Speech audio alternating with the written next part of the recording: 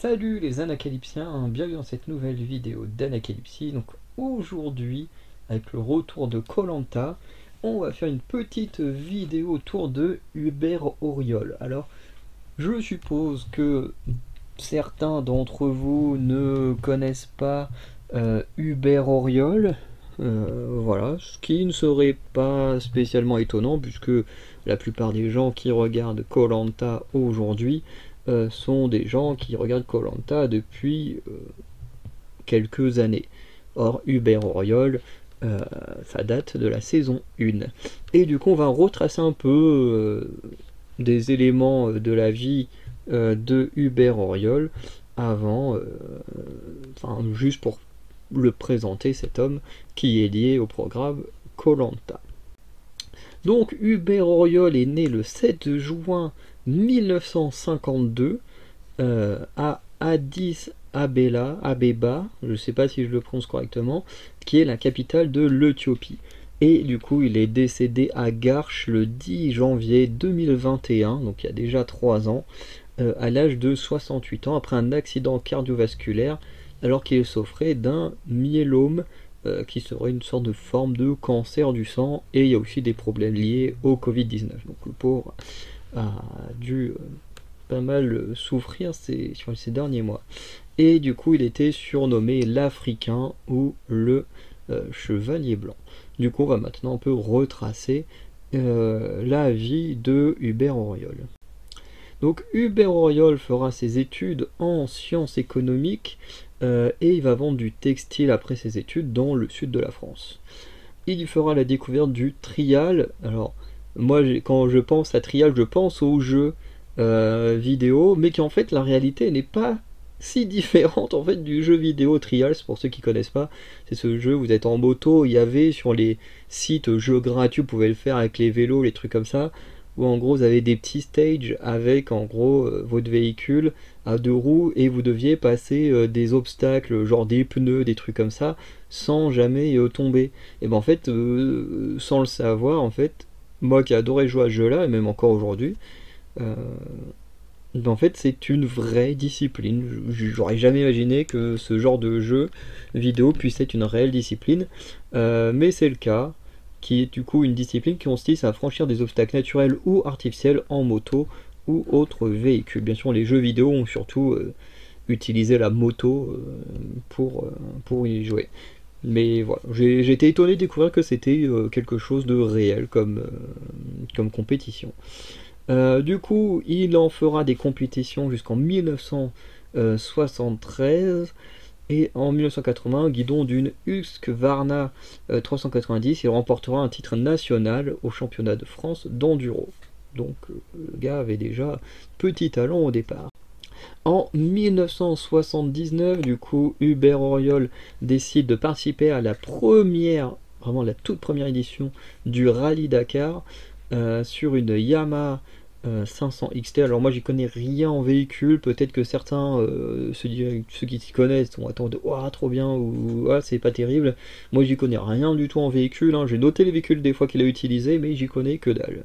Voilà, donc je préfère prévenir. Et il était dans l'équipe de Cyril... Attends, pourquoi j'ai mis Cyril? Attends, oui, Cyril Neveu, j'ai rajouté un E, qui deviendra son rival. Cette année-là, il finira 12e au classement général, ainsi que 7e au classement des motos. C'est quand même pas trop mal. En 1980, il roulera sur une BMW R80 GS, les noms toujours plus longs. Bon, je suppose que ça a des significations bien particulières, mais voilà. Mais du coup, il se fera disqualifier pour avoir pris un taxi afin de rejoindre la fin d'une étape, très certainement après un problème technique. Et malgré ces 2 échecs, voilà, il finira par gagner le Dakar en 1980. Je trouve ça trop fou, tu vois, d'avoir les dates comme ça. Parce que je me dis, attends, moi en 80, j'étais même pas né. Ma mère, elle avait à peine 21 ans, même pas, elle avait 11 ans. Oui, si je vieillis ma mère, c'est pas bien. Elle avait à peine 11 ans. De se dire que voilà, après on a connu ce mec-là sur notre télé 20 ans plus tard, c'est un truc de fou. Du coup, en 1982, il va échouer également du fait que l'écurie n'a pas vérifié sa nouvelle moto, et du coup il y avait un problème de boîte de vitesse. Et du coup, bah voilà, tous les problèmes techniques feront qu'il devra abandonner. En 1983, il réussira à gagner pour la deuxième fois le Paris-Dakar moto en battant notamment l'ancien champion du monde de motocross et qui était son équipier Gaston Rahier. Et en 1984, Auriol finira deuxième derrière ce fameux Gaston Rahier.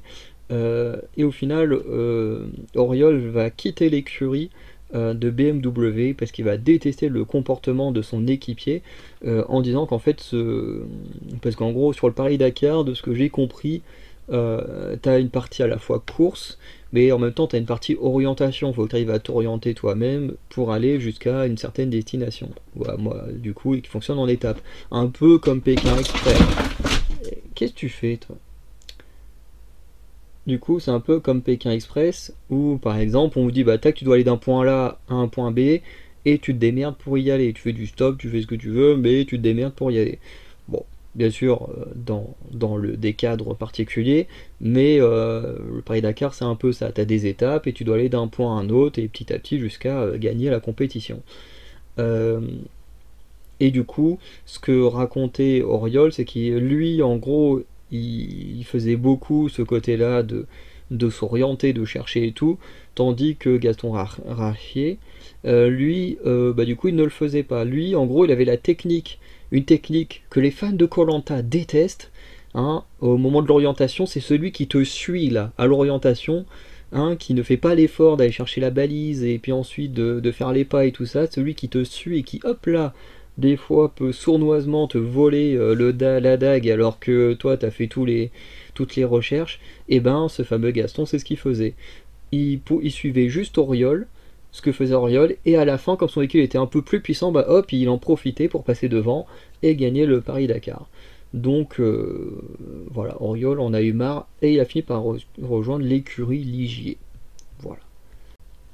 En 1985, c'est à nouveau Gaston Rahier qui finira premier, tandis que Hubert Auriol avec sa nouvelle écurie ne finira que 8ème. Donc vraiment, c'est la galère. En 1986, les choses seront catastrophiques à nouveau, puisqu'il y aura le décès du créateur du Paris-Dakar, donc Thierry Sabine. Voilà, alors je sais pas dans quel cadre et tout ça, mais voilà, il y aura le décès du créateur de la compétition. Et Hubert Auriol fera une grosse chute pendant la course et aura plein de problèmes techniques qui fait qu'il devra abandonner, notamment face à son rival Cyril Neveu. Mais surtout, il y a aussi son équipier Gianpaolo, si je l'ai bien écrit, parce que j'ai réussi à mal écrire Cyril, alors c'est tout simple. Mais Gianpaolo Marioni qui fera une grosse chute et malheureusement mourra de ses blessures 2 jours plus tard suite à une hémorragie du foie. Donc l'année 1986, vraiment une très très très mauvaise année en ce qui concerne le Paris-Dakar. Mais dans le cas personnel d'Hubert Auriol, le pire pour lui ce sera l'année 1987. Effectivement, puisque ce dernier marque la toute dernière course en moto d'Hubert Auriol dans cette compétition, et je crois même en général, je crois il va reprendre des compétitions, si j'ai bonne mémoire, mais en tout cas plus en 2 roues. Voilà. Puisque ce dernier était dans un affrontement acharné avec son rival de toujours, Cyril Neveu, et en fait, lors d'une étape, il va rater sa trajectoire et il va passer entre 2 arbres. Sauf que quand on passe entre ces arbres, il va pas avoir des petites souches qui étaient cachées qui vont le faire tomber, parce que ses pieds vont se prendre dedans. Et à partir de là, pour lui, ça va être un enfer. Parce que bah, il a un des pilotes adverses, Marc Join. Attends, c'est Joinneau Marc Join. Je vois pas avec les. Voilà, Marc Joinneau. Du coup, le mec très cool, hein, ils sont en compétition, le mec s'arrête pour l'aider à remonter sur son véhicule. Et ensuite continue sa course. Mais pour Hubert Auriol, une fois remonté sur sa bécane, ça va être un enfer puisque chaque secousse vont lui faire hyper mal à ses chevilles, au point que même il n'arrivera même pas à passer les vitesses. Et en fait, une fois arrivé à la fin de l'étape, on va découvrir que ses deux chevilles sont fracturées, dont une ouverte. Donc, alors je sais pas ce que c'est une fracture ouverte, mais en tout cas, moi j'imagine que c'est une fracture où tu as l'os qui ressort. Enfin bref, c'est pas les images les plus jolies qu'on a envie d'avoir en tête. Du coup, après ça, Hubert Auriol va décider d'arrêter la moto et de reconnaître la supériorité de Cyril Neveu. Malgré ça, Hubert Auriol et Cyril Neveu, ainsi que le journaliste de Paris Match Jean-Michel Caradech, vont décider d'écrire un bouquin nommé Une histoire d'homme, afin d'écrire la rivalité qu'ils ont vécue pendant ces plusieurs années pendant le Paris-Dakar. Malgré ces blessures vraiment horribles que subit Hubert Auriol, ce dernier ne s'arrête pas là. Et oui, parce que avec trois autres hommes, donc Patrick Fourtic, Arthur Powell et Henri Pescarolo, ces quatre hommes décident de battre le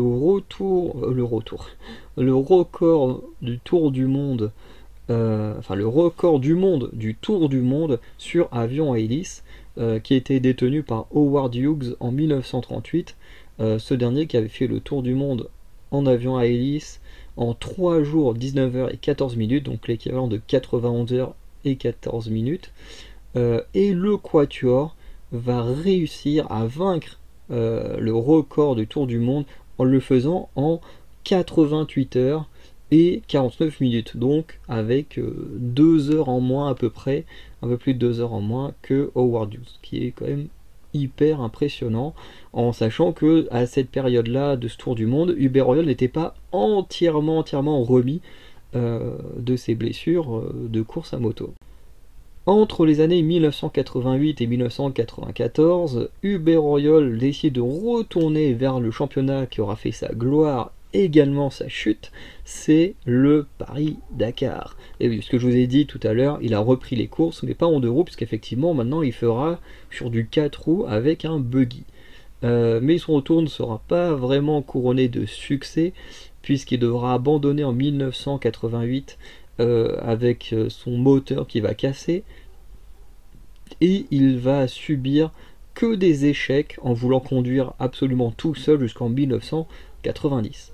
Après cela, Auriol décide de concourir dans différentes écuries, avec notamment des copilotes qui vont servir de navigateurs, comme Philippe Monet ou encore Gilles Picard.